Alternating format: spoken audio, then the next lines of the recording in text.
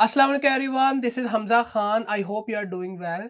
As the application for the GKS undergraduate program 2024 are around the corner, यानी जो application है वो बहुत जल्द अनाउंस होने वाली है उन स्टूडेंट्स के लिए जो GKS अंडरग्रेजुएट स्कॉलरशिप प्रोग्राम के लिए अप्लाई करना चाहते हैं।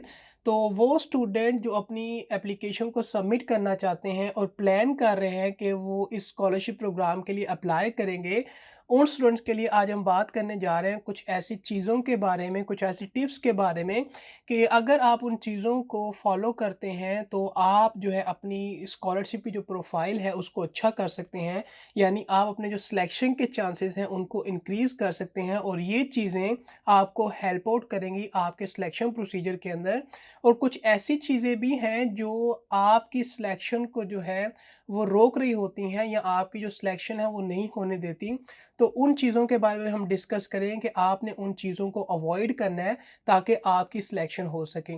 क्योंकि बहुत सारे ऐसे एप्लीकेंट होते हैं जो एक अच्छी प्रोफाइल के साथ अपनी एप्लीकेशन को सबमिट करते हैं और अप्लाई करते हैं, लेकिन इसके बावजूद जो है उनकी सिलेक्शन नहीं हो पाती। तो कुछ ऐसी मिस्टेक्स होती हैं जो वो स्टूडेंट कर रहे होते हैं और उन चीज़ों की वजह से उनकी सिलेक्शन नहीं हो पाती। तो हम उन चीज़ों को भी डिस्कस करेंगे जिनको आपने अवॉइड करना है अपनी जो स्कॉलरशिप एप्लीकेशन है उसके अंदर। और इस चीज़ की तरफ आने से पहले क्या चीज़ें आपकी स्कॉलरशिप की एप्लीकेशन को अच्छा कर सकती हैं और आपकी जो पोर्टफोलियो है, उसके जो सिलेक्शन के चांसेस हैं, उसको एनहांस कर सकती हैं। तो यहाँ पर एक चीज़ वो ये कि आपने एफ़र्ट करनी है। एंड रिज़ल्ट क्या होता है किसी भी चीज़ का ये मैटर नहीं करता, ये पहले ही मैं बहुत दफ़ा आपसे कह चुका हूँ।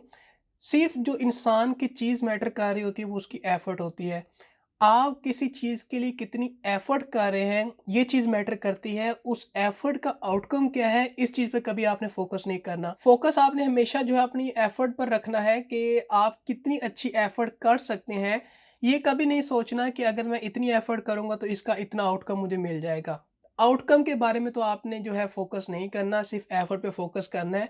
और कोशिश जो है वो इंसान को हमेशा कामयाबी की तरफ लेके जाती है। लेकिन अगर आप कोशिश नहीं करते तो इट्स मीन कि आप कामयाबी के लिए तो ट्राई नहीं कर रहे। तो अगर आप कोशिश नहीं कर रहे तो आप उन गोल्स के लिए भी ट्राई नहीं कर रहे जिनको आप अचीव करना चाहते हैं। और एक और इम्पोर्टेंट बात वो ये कि आप लोग जो है आने वाला फ्यूचर है, आप लोग जो है आने वाला जो मुस्तकबिल है, आप लोग वो हैं। तो आप लोग आने वाला क्योंकि मुस्तकबिल है, तो इस मुस्तकबिल को आपने अच्छा इस तरह से करना है कि आपने हमेशा कोशिश करते रहना है। कोशिश से कभी पीछे नहीं हटना, मेहनत से कभी पीछे नहीं हटना। जितनी मेहनत आप कर सकते हैं, उतनी मेहनत आपने करनी है। और एक बात आपने हमेशा अपने माइंड में रखनी है वो ये कि जो चीज़ आपके नसीब में लिख दी गई है, वो आपको ज़रूर मिलेगी। ये मैटर फिर नहीं करता कि क्या वो चीज़ आपको मिल भी सकती है कि नहीं। अगर वो चीज़ अल्लाह की तरफ से आपके नसीब में लिख दी गई है और आपकी किस्मत में वो चीज़ है, तो आपको वो चीज़ मिलकर रहेगी और देन आप जो हैं उस चीज़ को हासिल करके रहेंगे। तो अब स्टार्ट करते हैं कि क्या चीज़ें जो हैं हमारी स्कॉलरशिप की जो एप्लीकेशन है, उसकी जो सिलेक्शन के चांसेस हैं, उसको इंक्रीज़ कर सकती हैं। तो सबसे पहली बात तो ये कि जो स्टूडेंट होते हैं वो जो है गलत जो है फ़ील्ड को चूज़ कर लेते हैं, जब वो अपनी एप्लीकेशन को सबमिट कर रहे होते हैं। तो नंबर ऑफ़ जो मेजर्स हैं, प्रोग्राम्स हैं वो अवेलेबल हैं, नंबर ऑफ़ जो फ़ील्ड ऑफ़ स्टडी एरियाज़ हैं वो अवेलेबल हैं इस स्कॉलरशिप प्रोग्राम के अंदर। तो आप सिर्फ़ उन्हीं फ़ील्ड ऑफ़ स्टडी एरियाज़ को, उन्हीं मेजर को, उन्हीं प्रोग्राम को चूज़ करेंगे जो कि किसी यूनिवर्सिटी की तरफ से ऑफ़र्ड किए जा रहे हैं।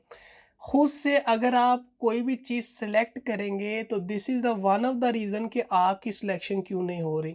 तो अगर चाहते हैं कि आपकी सिलेक्शन हो और आपके सिलेक्शन के चांसेस बढ़ें तो उन्हीं मेजर्स को, उन्हीं फ़ील्ड्स को, उन्हीं प्रोग्राम को चूज़ करना है जो कि अवेलेबल हैं, उसके अलावा किसी प्रोग्राम को आपने चूज़ नहीं करना।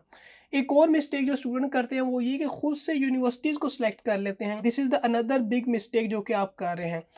तो जो यूनिवर्सिटी है वो भी आपने वही चूज़ करनी है जो कि अवेलेबल है, जो कि स्कॉलरशिप प्रोग्राम में पार्टिसिपेट कर रही हैं।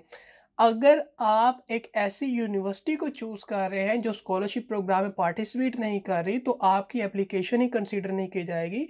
ऑब्वियस सी बात है, एक ऐसी यूनिवर्सिटी जो स्कॉलरशिप की एप्लीकेशन को एक्सेप्ट नहीं कर रही, तो आप उस यूनिवर्सिटी को किस तरह से चूज़ कर सकते हैं इस स्कॉलरशिप प्रोग्राम के लिए। और इसी तरह वो डिपार्टमेंट्स जो उस यूनिवर्सिटी की तरफ से प्रोग्राम में अवेलेबल ही नहीं है, या वो प्रोग्राम जो उस यूनिवर्सिटी की तरफ से स्कॉलरशिप प्रोग्राम के लिए अवेलेबल ही नहीं है, तो आप उन डिपार्टमेंट को या उन स्टडी प्रोग्राम को चूज़ नहीं कर सकते। तो जैसा कि मैं पहले भी आपको कह चुका हूँ और अब फिर रिपीट करता हूँ, वो ये कि आपने जो अपना स्टडी प्रोग्राम है, जो डिपार्टमेंट है, जो यूनिवर्सिटी है, जो मेजर है, वो वही चूज़ करने हैं जो कि अवेलेबल हैं, जो कि आप उस स्कॉलरशिप प्रोग्राम के थ्रू परस्यू कर सकते हैं। खुद से इनमें से कोई भी चीज़ आपने सेलेक्ट नहीं करनी। ये सबसे बड़ी जो है मिस्टेक होती है, जिसकी वजह से स्टूडेंट जो है एक अच्छी प्रोफ़ाइल होने के बावजूद स्कॉलरशिप के अंदर अपनी सिलेक्शन नहीं करवा पाते। तो अगर आप चाहते हैं कि आपकी सिलेक्शन हो, तो ये जो सबसे बड़ी मिस्टेक है, इसको आपने जो है अवॉइड करना है। आप अपनी प्रोफ़ाइल को किस तरह से अच्छा कर सकते हैं, इसमें बहुत सारी चीज़ें हैं जो आपके लिए इम्पोर्टेंट रोल प्ले कर सकती हैं। तो आपकी जो सबसे पहली जो एक इम्पोर्टेंट चीज़ है, जो आपके लिए एक इम्पोर्टेंट रोल प्ले कर सकती है, वो आपकी पर्सनल स्टेटमेंट है। पर्सनल स्टेटमेंट आपकी सिलेक्शन के अंदर बहुत इम्पोर्टेंट रोल प्ले करती है। कुछ स्टूडेंट पर्सनल स्टेटमेंट को जो है वो शायद इतना अच्छा नहीं लिख पाते, तो जितनी अच्छी आपकी पर्सनल स्टेटमेंट होगी, ये चीज़ आपकी सिलेक्शन के अंदर काउंट की जाती है। तो कुछ स्टूडेंट अब ये भी पूछते हैं कि देन पर्सनल स्टेटमेंट में हम क्या लिखें ताकि हम अपने सिलेक्शन के चांसेस को इंक्रीज़ कर सकें। Remember one thing, itself says it's a personal statement. It's not about कि क्या चीज़ें आप लिख सकते हैं, क्या चीज़ें नहीं। जो चीज़ें आपसे रिलेटेड हैं और जो आपको लगता है कि मुझे लिखनी चाहिए, उन चीज़ों को आप मेंशन कर सकते हैं और वही चीज़ें आपकी एक्चुअल पर्सनल स्टेटमेंट कहलाती हैं। खुद से अगर आप चीज़ों को लिख देंगे या किसी से पूछ कर अगर आप चीज़ों को लिख देंगे और वो चीज़ें आपसे रिलेटेड नहीं हैं, तो ये आपकी जो एप्लीकेशन है उसको इफ़ेक्ट कर सकती हैं।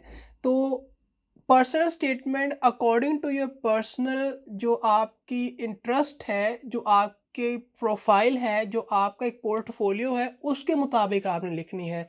और इसमें क्या चीज़ें इंक्लूड हो सकती हैं, क्या चीज़ें नहीं, कुछ गाइडलाइंस हैं जिनको आपने फॉलो करना है, जो कि मेंशन की जाती हैं स्टूडेंट्स के लिए, ताकि वो एक अच्छी जो पर्सनल स्टेटमेंट है उसको राइट कर सकें।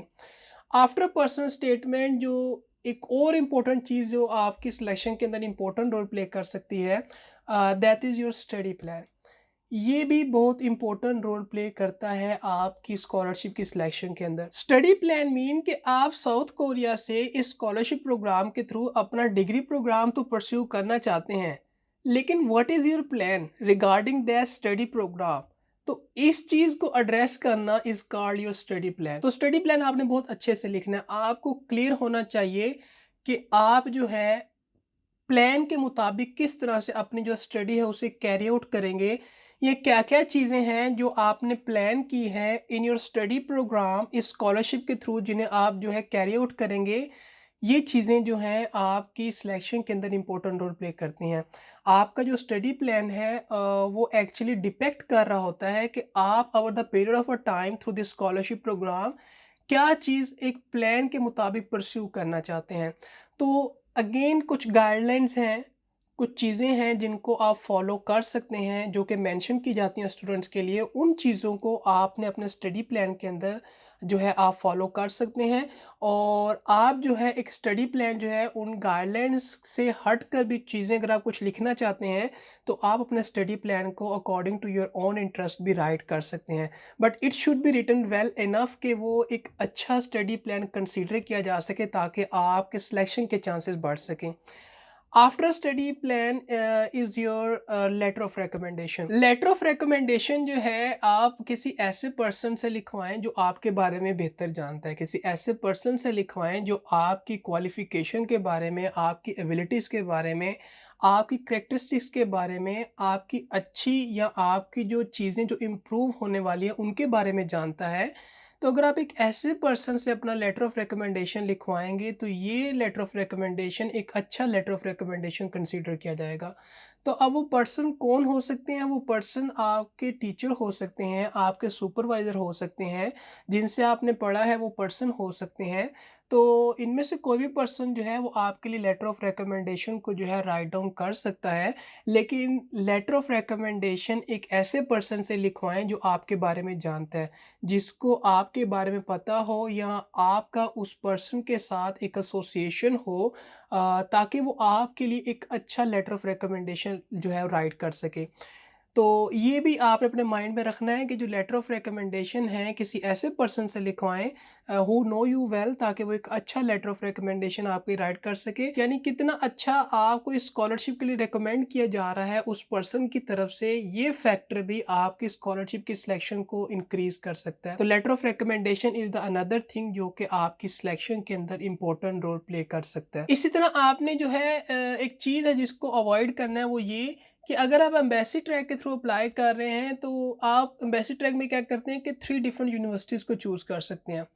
तो स्टूडेंट क्या करते हैं कि वो 3 की 3 जो यूनिवर्सिटीज़ हैं, उनको टाइप ए यूनिवर्सिटी में सेलेक्ट कर देते हैं और स्कॉलरशिप के लिए अप्लाई कर देते हैं।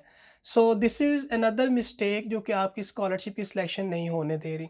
तो अगर आप ऐसा करेंगे तो आपकी एप्लीकेशन को कंसीडर नहीं किया जाएगा, क्योंकि इट्स क्लियरली मेंशन कि अगर आप एक एम्बेसी ट्रैक के एप्लीकेंट हैं तो आप 3 डिफरेंट यूनिवर्सिटीज़ को चूज़ कर सकते हैं, लेकिन वो 3 डिफरेंट यूनिवर्सिटीज़ आपने इस तरह से चूज़ करनी है कि जो 2 यूनिवर्सिटीज़ हैं वो टाइप ए यूनिवर्सिटीज़ में से होनी चाहिए और एक जो यूनिवर्सिटी है वो टाइप बी में से होनी चाहिए at least.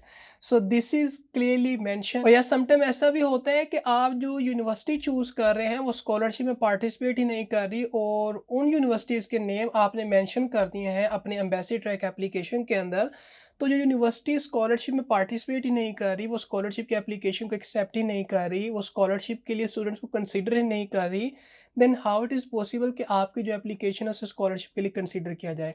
So this is the another mistake जिसको आपने अवॉइड करना है, और कोशिश करनी है कि ये चीज़ आपने अपनी एप्लीकेशन में जो है नहीं करनी, क्योंकि अगर आप ऐसा करेंगे so this is another reason कि आपकी जो है स्कॉलरशिप में सिलेक्शन क्यों नहीं हो पा रही। ये बहुत सारी चीज़ें हैं जो देखने में तो बहुत सिंपल सिंपल लग रही हैं और छोटी सी बातें लग रही हैं, लेकिन इन छोटी सी बातों की वजह से आप एक स्कॉलरशिप में अगर सेलेक्ट हो भी सकते थे, तो आप नहीं सेलेक्ट हो पा रहे क्योंकि आपने ये मिस्टेक ये कर दी है। आपके मुताबिक तो ये छोटी-सी मिस्टेक है, लेकिन जब एप्लीकेशन को कंसीडर किया जाता है, तो उनके मुताबिक ये जो है गाइडलाइंस के जो है वो अपोज़िट है, तो इट्स मीन कि आपके एप्लीकेशन को कंसीडर नहीं किया जाता। तो ये छोटी-छोटी चीज़ें या तो आपकी एप्लीकेशन को जो है कंसीडर होने से रोक देंगी, या ये छोटी-छोटी मिस्टेक अगर आप इन्हें ओवरकम करेंगे, आपकी जो सिलेक्शन के चांसेस हैं उनको इंक्रीज़ कर देंगे। अब यहाँ पर एक इम्पोर्टेंट बात कि आप अपनी सिलेक्शन के चांसेस को किस तरह से इंक्रीज़ कर सकते हैं, अगर आप प्लान कर रहे हैं कि आप अप्लाई करना चाहते हैं GKS undergraduate scholarship program 2024 के लिए। तो समटाइम क्या होता है कि स्टूडेंट जो हैं उनके जो ग्रेड्स हैं वो इतने अच्छे नहीं होते, लेकिन इतने ज़रूर होते हैं कि वो एलिजिबल एक कैंडिडेट होते हैं।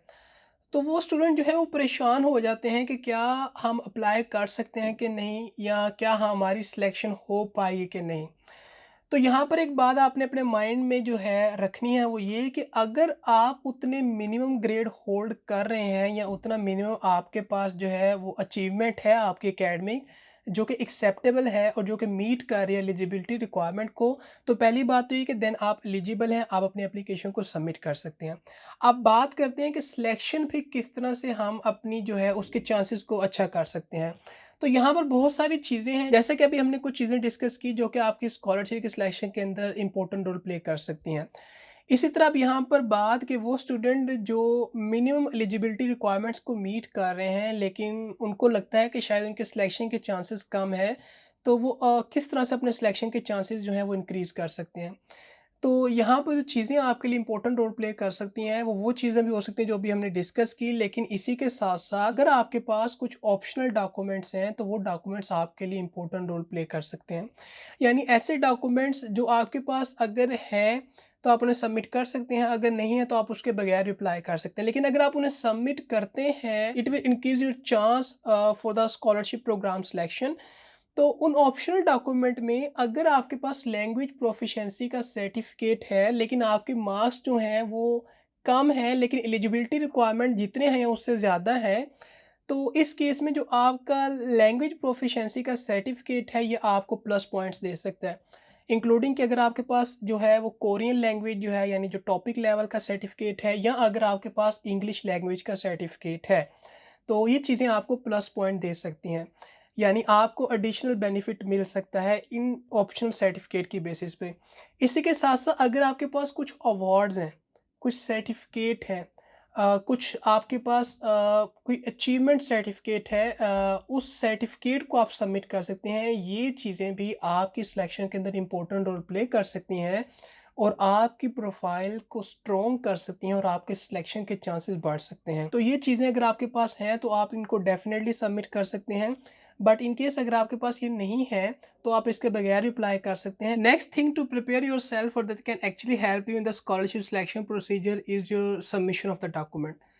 तो अगर आप एक एम्बेसी ट्रैक के एप्लीकेंट हैं या अगर आप एक यूनिवर्सिटी ट्रैक के एप्लीकेंट हैं, तो डॉक्यूमेंट्स किस तरह से रिक्वायर्ड हैं, उनकी सबमिशन किस तरह से होनी है, ये चीज़ भी आपने जो है चेकआउट करनी है। क्योंकि एप्लीकेंट जो है वो डिफरेंट कंट्रीज से अप्लाई कर रहे हैं, एप्लीकेंट जो है वो डिफरेंट यूनिवर्सिटीज़ के अंदर अप्लाई कर रहे हैं। तो जो डॉक्यूमेंट सबमिशन की गाइडलाइंस हैं, जो इंस्ट्रक्शन है, it may vary from country to country and it may vary from university to university. क्योंकि कुछ कंट्रीज ऐसे होते हैं कि जिसके अंदर जो एप्लीकेंट होते हैं उनसे कहा जाता है कि फर्स्ट राउंड के अंदर ही जो डॉक्यूमेंट्स वो सबमिट करेंगे उनको अपोस्टल या कंसोलर कंफर्म करवा कर सबमिट करें।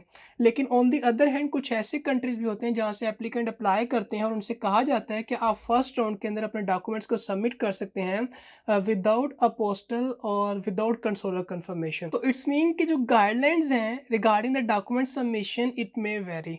एम्बेसी की तरफ से जो इंस्ट्रक्शन मेंशन की जाती हैं किसी भी कंट्री के एप्लीकेंट के लिए रिगार्डिंग द डॉक्यूमेंट और एप्लीकेशन सबमिशन, आपको उन्हें फॉलो करना है।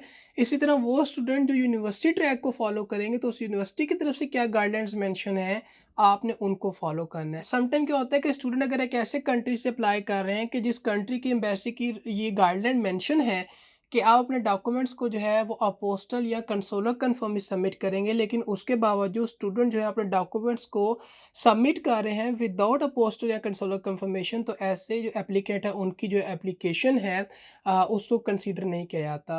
तो इट्स मीन कि दिस इज़ अनदर थिंग जो कि आपकी स्कॉलरशिप के सिलेक्शन को जो है वो रोक रही है। अगर आपके डॉक्यूमेंट इंग्लिश या कोरियन लैंग्वेज में नहीं है तो ऐसे जो डॉक्यूमेंट्स हैं उनको जो है आप कोरियन या इंग्लिश लैंग्वेज में ट्रांसलेट करवाएंगे ताकि आपके डॉक्यूमेंट्स एक्सेप्टेबल हो। तो इन लैंग्वेज में उन डॉक्यूमेंट्स का होना ज़रूरी है ताकि आपके जो डॉक्यूमेंट्स हैं वो एक्सेप्टेबल हो सकें। इसी तरह यहाँ पर एक छोटी सी मिस्टेक जो देखने में बहुत छोटी है लेकिन आपकी स्कॉलरशिप की जो सिलेक्शन है उसको रोक रही है, अगर आप एक अच्छी प्रोफाइल को भी होल्ड करते हैं तब भी, वो ये कि अगर आप राइट डाउन कर देते हैं, फिल कर देते हैं टाइप ए यूनिवर्सिटी को इन टाइप बी सेक्शन यूनिवर्सिटी, तो इस केस में भी आपकी जो एप्लीकेशन है उसे कंसीडर नहीं किया जाता। मे बी पॉसिबल कि उसे एक्सक्लूड कर दिया जाए।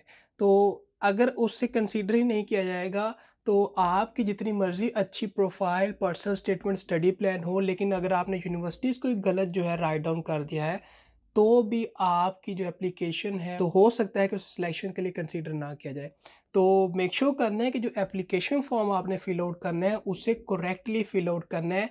मिस्टेक्स नहीं करनी, जो चीज़ें जिस तरह से रिक्वायर्ड हैं वैसी चीज़ों को आपने फिल आउट करना है और अपने एप्लीकेशन फॉर्म को सबमिट करना है। तो ये कुछ चीज़ें थी रिगार्डिंग जो GK scholarship for undergraduate program 2024 के लिए प्लान कर रहे हैं अप्लाई करने के लिए और चाहते हैं कि उनके स्कॉलरशिप के सिलेक्शन के चांसेस बढ़ें। तो ये कुछ चीज़ें हैं, अगर आप इन्हें फॉलो करेंगे और कुछ मिस्टेक्स हैं अगर आप उन्हें अवॉइड करेंगे तो आप अपनी एक अच्छी प्रोफाइल जो है उसको बना सकते हैं। तो आप जो है अपने सिलेक्शन के जो चांसेस हैं उनको इंक्रीज़ कर सकते हैं और आपकी जो स्कॉलरशिप प्रोग्राम में सिलेक्शन है उसमें आपके सेलेक्ट होने के जो चांसेस हैं वो ज़्यादा हो सकते हैं। तो आई होप सो कि जो सारी चीज़ें थी ये आपके लिए हेल्पफुल होंगी। तो ये थी आज की information regarding the GK scholarship selection कि आप किस तरह से अपने सिलेक्शन के चांसेस को एनहेंस कर सकते हैं, अपने सिलेक्शन के चांसेस को इंक्रीज़ कर सकते हैं। तो आई होप सो ये चीज़ें थी हमने जो डिस्कस की ये आपके लिए हेल्पफुल होंगी, आपके लिए अंडरस्टैंडेबल थी। But if you still have any confusion, any query, you can definitely ask me. I will try to answer your question as soon as possible. So that's all from today's video. Meet you in the next one. Till then, Allah Hafiz.